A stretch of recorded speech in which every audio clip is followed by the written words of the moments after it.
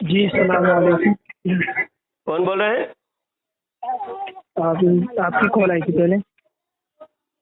अच्छा अच्छा, वो रफ़ी भाई बोल रहे हैं। जी जनाब।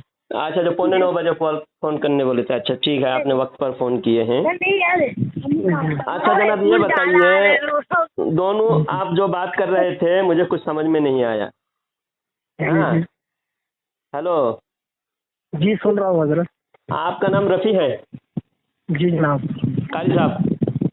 जी जी कुछ ही कह लो, कह लो। अच्छा, तो ये जो आप बता रहे हैं शिरिक के बारे में, मुझे थोड़ा समझना है, शिरिक किसे कहते हैं और शिरिक के तारीफ क्या है, ज़रा मुझे बताएंगे तो मैं, क्योंकि उम्मत आज जो है बहुत सारे शिरिक में मुब्तला हो रहे करके बताते हैं, और फिर कोई बोलता है नहीं शिरिक नहीं है।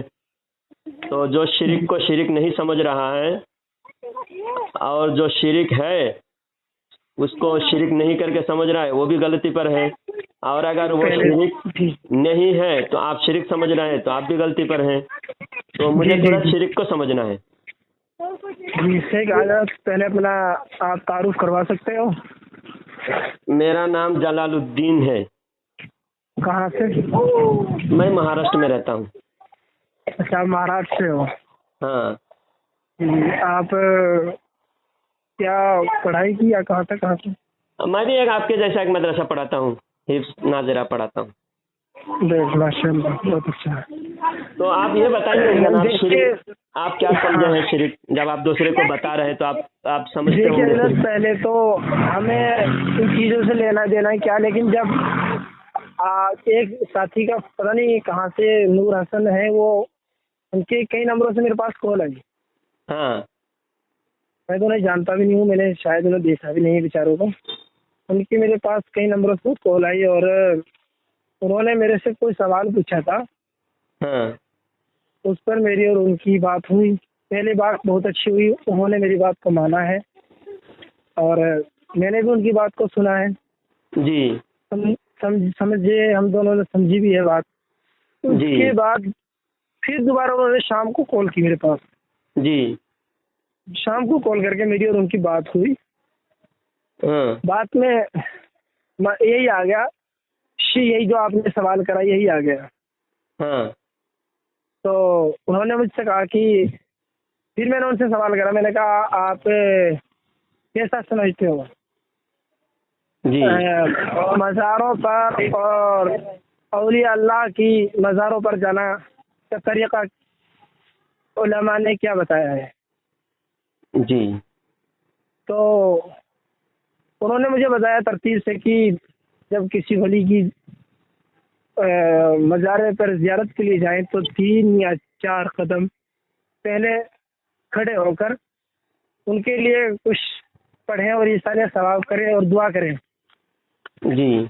जी, मैंने भी माना ठीक है। फिर मैंने उनसे एक सवाल करा। जी। मैंने कहा फिर जो ये लोग मज़ारों पर जाकर आज देखते हैं, हम भी देखते हैं, आप भी देखते होंगे, वैसा तो इसलिए कि आप नहीं कहीं जाते, आप भी जाते हैं। तो मैंने उनसे मालूम करा। मैंने कहा हज़रत, जिसे मज़ारों पर जाते हैं बहुत से लोग, हमारे भाई हैं वो भी, और जो जाते हैं वो सजदा भी करते हैं और दूसरा नंबर चूमते भी हैं, यहाँ तक कि लिपट भी जाते हैं। और चलो लिपटना तो एक अलग बात है, वो सभी ले सकते हैं, लेकिन अगर सामने जाकर हम सजदा करें तो ये तो नामुमकिन है, अच्छा नहीं है। जी। तो उनको गुस्सा आ गया इस बात पर। उनको जब गुस्सा आया तो वो मुझे आन सवार बहुत बकने लगे। मैंने भी उनको गुस्से में कहा ऐसा कुछ नहीं। जब उनको गुस्सा आया तो मैंने भी उनको कहा। वो कहने लगे फला आलिम ऐसे हैं, फला ऐसे है, हम फला को जूते में रखते हैं, फला को हम जूते में रखते हैं। मैंने कहा भाई आप रखते होंगे, हम क्यों किसी के लिए बुरा कहें, वो सोचें। आप रखते होंगे, हम तो नहीं रखते, हम तो उनको अपने सरों का ताज समझते हैं, हमारे लिए है भी है। और फिर जब उन्होंने कहा कि आप इसे क्या समझते हो, मैंने कहा अल्लाह ने कहा है कि किसी के सामने सर झुकाना या किसी मेरे अलावा किसी और की पूजा करना नहीं है। मैंने ये लफ्ज जी। बोला उनके साथ, मैंने ये आपने लफ्ज सही बोला कहा। मैंने उनके साथ ये लफ्ज बोला, तो उन्होंने मुझसे कहा दोबारा दोहराइए, दोबारा दोहराइए। मैंने कहा इसमें क्या दोहराना, अगर हम किसी के सामने सर झुकाएंगे, अल्लाह के अलावा किसी और के सामने सर झुकाएंगे, तो वो पूजना ही तो हो गया किसी और के सामने। भाई अल्लाह को अगर सजदा करते हैं हम, तो अल्लाह के सामने तो झुक रहे हैं और किसी के सामने तो नहीं। तो उन्होंने मेरी एक बात मिनट, कोई बच्चे आए हैं, उनको जरा भगा देता हूँ।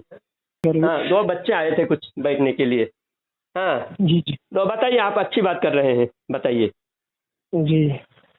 तो फिर उन्होंने कहा तुम ऐसा करते हो, तुम ऐसा करते हो, खुराफात डालते हो। भाई इतनी बात है, अब इसमें आपको हमसे ज्यादा इल्म है हजरत, आप ज्यादा जानते हैं नहीं हमें। भाई, मैं आपका भाई हूँ, सुनिए जनाब।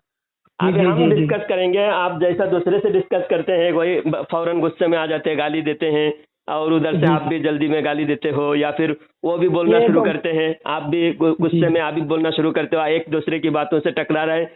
कुछ रिकॉर्डिंग में कोई समझ में नहीं आया, कोई बात समझ में नहीं आया, तो मैं सोचा कि मैं अपने भाई से ज़रा बात कर लूँ, ज़रा प्यार से। अगर कोई बातें हमारी गलती है तो आप हमारी गलती सुधारो, अगर आपकी गलती है तो हम आपकी गलती सुधारेंगे। प्यार से सुधार सकते ना।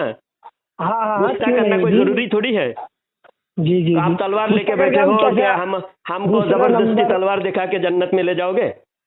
नहीं जी, दूसरा नंबर पे ये है, अगर हम ही आपस में लड़ने लग गए, झगड़ा करने लग गए, तो हमें बचाएगा कौन? हाँ, तो आप अगर गलत फहमी आपकी हुई है या फिर मुझे गलत फहमी हुई है, तो प्यार से मसला गलत फहमी दूर हो सकती है। गुस्से में तो जी और जी गलत फहमी बढ़ेगी। जी जी जी गुस्से में अगर गुस्से में बात करेंगे तो गलत फहमी, आपकी भी गलत फहमी बढ़ेगी और हमारी गलत फहमी भी बढ़ेगी, नज़दीक आने के बजाय और दूरी हो जाएगी हमारी, है ना? सही कह रहे हैं, बहुत अच्छी तो बात कह रहे हैं। मोहब्बत से अगर बात बन जाए, बहुत अच्छी बात है। अगर नहीं बने तो आपका रास्ता आपके लिए, आप अगर हम जन्नत में आपकी चले जा रहे हैं, आपके लिए खुशी की बात है। जी जी, अगर अगर आप जा रहे अगर हैं तो जब भी आप खुशी की बात। आप जन्नत के रास्ते छोड़कर जहन्नम में जा रहे हैं, तो मेरे लिए तो अफसोस की बात है, मुझे अफसोस करना चाहिए, ना कि गुस्सा करना चाहिए, है ना? सही बात। तो हम एक दूसरे को जन्नत के रास्ते पर, खुद भी जन्नत के रास्ते पर चलने की कोशिश करें और दूसरे को भी जन्नत के रास्ते पर चलाने की कोशिश करें।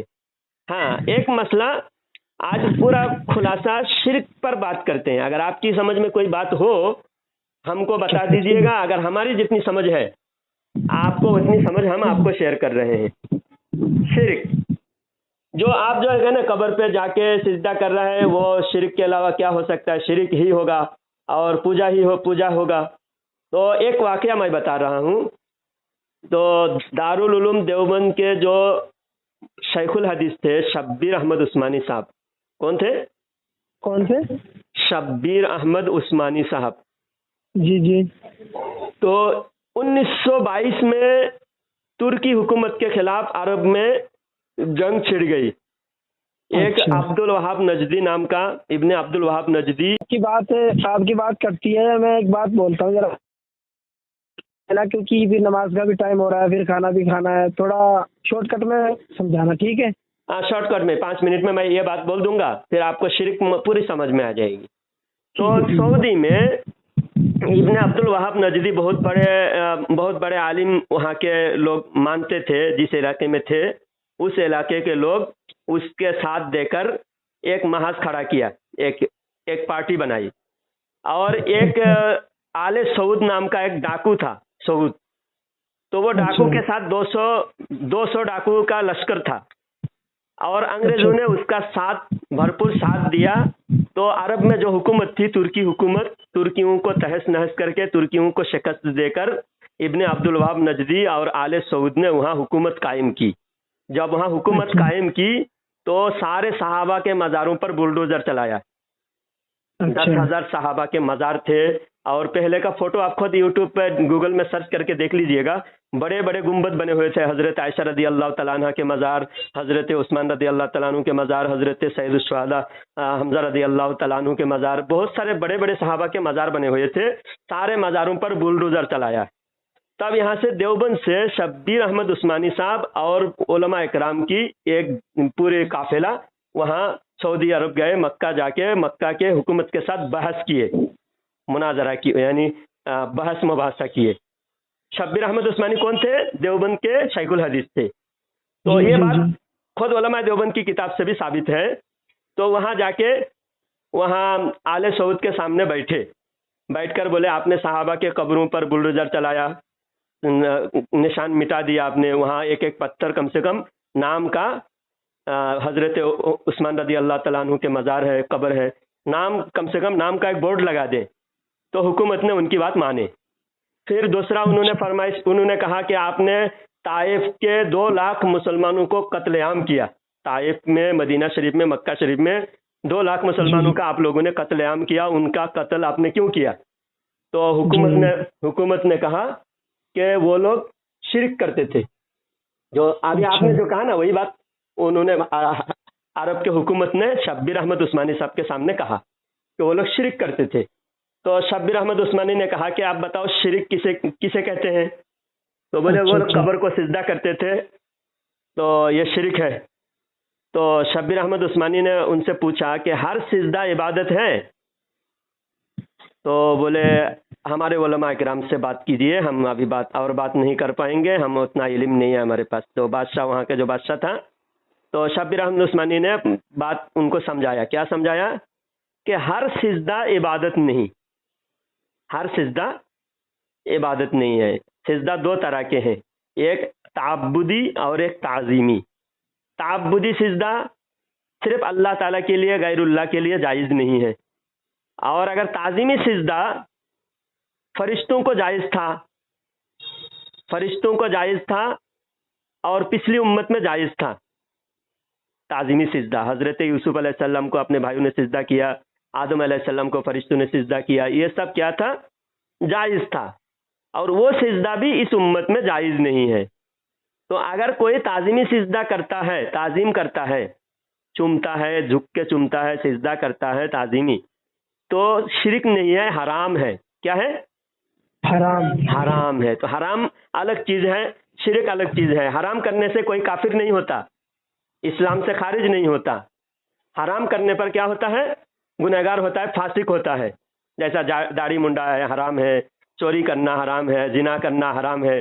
और सारे गुनाहों में सबसे बड़ा गुनाह क्या है? शिरक। इन्ना शिरक लज़ुल्मुन अज़ीम। तो इसलिए जो शिरक नहीं है उसे आप शिरक ना कहें। तो पहली बात तो शिरक होता ही है अल्लाह की ज़ात व सिफात में शरीक करना।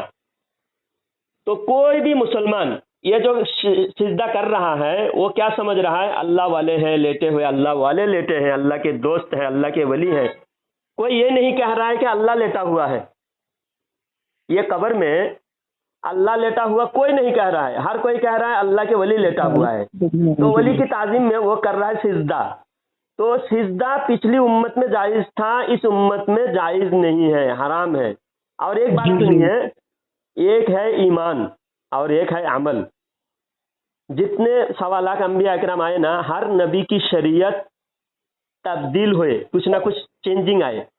जो मूसा अलैहिस्सलाम की शरीयत में हलाल था, इस उम्मत में हो सकता है वो चीज़ हराम हो। कोई ऐसी चीज़ है इस उम्मत में हलाल है, उस उम्मत में हराम था। तो हलाल हराम में तब्दीली होती है, ईमान में तब्दीली नहीं है। ईमान जो अल्लाह की सिफात पर ईमान लाना, अल्लाह की ज़ात पर ईमान लाना, रसूल की रिसालत पर ईमान लाना, अल्लाह की अल्लाह ताला की जितने सिफातें हैं वो सिफात अज़ली अबदी है। क्या है? हमेशा से है, हमेशा रहेगा, अज़ली अबदी है। तो उन सिफात में कोई तब्दीली नहीं है और उस सिफात पे ईमान लाने में भी कोई तब्दीली नहीं है। जो आदम अलैहिस्सलाम के ज़माने में जो शिरक था, आज भी शिरक वही है। उस ज़माने में जो कुफर था, आज भी कुफर वही है। उस ज़माने में जो ईमान था, आज भी ईमान वही है। आदम अलैहिस्सलाम के ईमान में और हमारे ईमान में कोई चेंजिंग नहीं हो सकता। शरीयत में चेंजिंग हो सकता है, हलाल हराम में क्या हो सकता है? तब्दीली हो सकती है। जी जी जी। हलाल जैसा वहाँ आदम अलैहिस्सलाम की शरीयत में क्या है? बहन से ही निकाह करते थे कि नहीं? जी जी जी। वो हराम है। अब शरीयत में तब्दीली, हर नबी की अलग शरीयत थी, लेकिन जी जी जी। तौहीद और शिरक हर नबी का एक ही। तौहीद में कोई तब्दीली नहीं, और शिरिक में कोई तब्दीली नहीं। इसलिए अगर कहेंगे कि सिजदा करना एकदम हर कोई सिजदा करने वाला मुशरिक है, तो फिर फरिश्ते भी सब मुशरिक हो जाएंगे माज़अल्लाह। फिर यूसुफ अलैहिस्सलाम के वालिद याकूब अलैहिस्सलाम भी मुशरिक हो जाएंगे माज़अल्लाह, क्योंकि शिरिक में तब्दीली नहीं है, ईमान में तब्दीली नहीं है, हलाल हराम में तब्दीली है। उस वक्त सिजदा करना हलाल था, इस वक्त हराम है। तो एक बात कंफ्यूज करते हैं, हर कोई पुजारी कह देते, कब्र पुजवा कहते हैं, जो हालांकि हमारे आला हजरत ने सिजदा करना हराम लिखा है और हम कभी भी सिजदा करने के कायल नहीं है, सिजदा करना हमारे नज़दीक जायज़ नहीं है।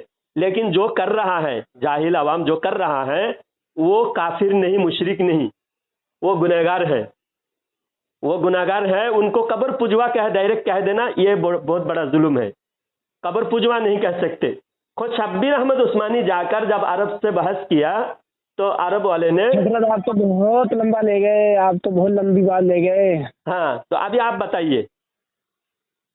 जी जी, मेरा कहने का मकसद ये है, चाहे देवबंद के शेखुल हदीस मौलाना शब्बीर हो, हाँ, या हमने उनके तुर्की हुकूमत, बल्कि अरब हुकूमत में तो अभी बहुत से कानून ऐसे हैं, वहाँ के बादशाह ने बहुत से कानून ऐसे लगा दिए, वहाँ के पे लागू कर दिए, बल्कि जो शरीयत के दायरे से अलग हैं। हाँ, हमने उनसे तो कोई लेना देना नहीं है। हर कंट्रीज का अलग अलग कानून है, लेकिन हमें तो आप किसी कुरान की आयत से बता दीजिए कि किस हद तक सही है। अगर आप कहते हैं तो हम मान लेंगे आपकी बात को। और पढ़े आए में मदरसे में क्या बता रहे हैं आप? मैं कह रहा हूँ ना, आपने हराम बता दिया, चलो इसमें मेरी गलती होगी, चलो मैंने कह दिया, आपने समझा दिया, चलो कोई नहीं, मेरी गलती होगी, इसमें मैं मानूं। लेकिन हराम है तो उस हराम को हराम काम करना क्यों है? तो जो कर रहे हैं वो तो बहुत बड़ा गुनहगार है, कर रहे हैं, उनको करने से रोकना चाहिए, रोक रहे हैं। अभी हाल में ही मैं आपको बता दूं, बुरा मत मानना, और मैं भी आपका, आप मेरे भाई, मैं आपका भाई हूँ। अभी हाल में ही हमारे यहाँ पे, मैं हरिद्वार में रहता हूँ, हाँ, मेरे ही गांव में लगभग 20-25 हाफिज हैं, हाँ, और उनके घर से वो जाते हैं, बल्कि चक्कर काटते हैं, और मतलब सजदा करके मेरे आंखों के सामने आते हैं। हाँ। अगर हाफिज लोगों को घराने के लोग ऐसा काम करेंगे, हराम काम, तो आम जनता का क्या होगा फिर? तो वो उनको रोकना उनके लिए फर्ज है, रोके, या फिर वो रुक नहीं रहा है, समझो मिसाल के तौर पर सुनिए। तो यही बात मैं यही बात नूर हसन वगैरह, चलो ये तो मैंने जो आपने जो मुझे बात समझाई, चलो मैं मान ली, लेकिन मेरे नूर हसन को यही तो बात कह रहा था। मैंने कहा आप क्यों नहीं उन्हें मना करते? उन्होंने मुझे बताया 3 दर्जे। मैंने कहा जो किसी मज़ार को सजदा करते हैं, उनका क्या अमल है, वो कैसे लोग हैं? उन्होंने कहा उसके 3 दर्जे हैं, एक तो शिर्क है, एक हराम है, एक नाजायज। 3 बताया उन्होंने मुझे। हराम है, हराम है, नाजायज 3 दर्जा नहीं है, एक तो शिर्क है और एक हराम है। शायद इस रिकॉर्डिंग में भी कहा होगा, जो रिकॉर्डिंग आपके पास उन्होंने भेजी होगी, इस रिकॉर्डिंग में नहीं होगा तो मैं आपके पास में रिकॉर्डिंग भेजूंगा। उन्होंने मुझे 3 दर्जे बताए। जब उन्होंने मुझे उनकी मेरी बात जरा समझ गए आपकी बात। मैं जरा अभी बोलूं कुछ बातें? बोल सकते हैं आप। हाँ, बात ये है कि हदीस में है, अगर कोई मुसलमान किसी को काफिर कहे या मुशरिक कहे, जी जी, समझो मिसाल के तौर पर मैंने आपको काफिर कह दिया, अगर आप काफिर नहीं है, अगर मेरे पास पक्का दलील है, 100% आपके कुफर पाए गए हैं, कुफरी अकीदा है, शिरकी अकीदा है, तब कह सकते हैं। अगर कोई कुफरी अकीदा कन्फर्म नहीं है, शिरकी अकीदा कन्फर्म नहीं है, और आप किसी पर कुफर का फतवा, शिरक का फतवा लगाए, अगर वो काफिर नहीं है, वो मुशरिक नहीं है, तो कहने वाला खुद मुशरिक हो जाएगा, काफिर हो जाएगा। अभी आपकी बात करती है, मैं यही बात कहने वाला था। जिस नूर हसन भाई, मैं तो जानता भी नहीं, उस शख्स ने मुझको देखा नहीं। जब इंसान की कोई, मेरी और उसकी पहली बात हुई, और उसने मुझे पहली ही बात में ये कहा, नमाज अल्लाह, कि आप काफिर हो, बगैर देखे बगैर समझे। ऐसा कहना नहीं चाहिए, आप समझाइए उन्हें जरा। मैं समझाऊंगा, आप बात सुनिए। पहले मैं सारी एक बात बता दूं। पहले किसी को भी मुशरिक, कब्र पुजवा कहने से हमें बचना चाहिए। कि वो पूजा जो करे। ठीक है हजरत, अब मैं आपने ये खाना खा कहा लेता ना, हूँ। एक अब दो मैं मिनट खाना खाएगा और, फिर 2 सुबह मिनट बात और बात होती है। मैं करूँ। नमाज जमात का टाइम हो गया है। हाँ, तो फिर मैं अगली ठीक है बार फिर आपसे और बात करूंगा, ठीक है। ठीक है ठीक है। अस्सलाम हाँ, वालेकुम। आप कब थोड़ी फुर्सत मिलेगी, टाइम बता दीजिए ताकि मैं कल दिन में फिर कॉल करूं। कल दिन में कर लेना कॉल, कितने बजे? किसी टाइम कर लेना, 10 बजे के बाद। दिन में 10 बजे के बाद? हाँ हाँ हाँ। अच्छा ठीक है, बात करें।